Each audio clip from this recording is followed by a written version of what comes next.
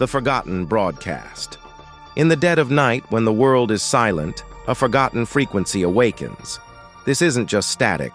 It's a story buried in the echoes of time, waiting for someone brave enough to listen. Jacob was an amateur radio enthusiast, spending countless hours tinkering with old equipment in his basement.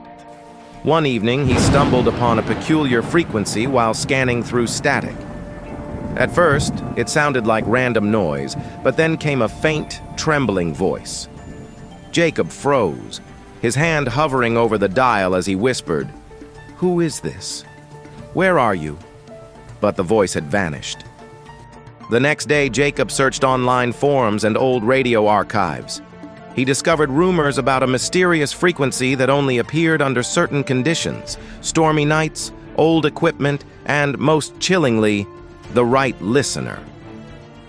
Legends claimed it was the lost signal, tied to people who had vanished under strange circumstances. Jacob was skeptical, but intrigued. That night, a storm raged outside. Lightning illuminated Jacob's cluttered basement as he tuned into the frequency again. This time, the voice was clearer. A chill ran down his spine. It was his childhood friend, Mark, who had disappeared years ago during a camping trip. "Mark, is that you?" Jacob's voice trembled. "They took me," Mark whispered. "I'm trapped, on the other side." The static grew louder, layered with faint screams and whispers. Mark's voice continued, "They're watching you now. You shouldn't have listened." The descent. Over the next few days, strange occurrences plagued Jacob. Shadows moved where there shouldn't be any.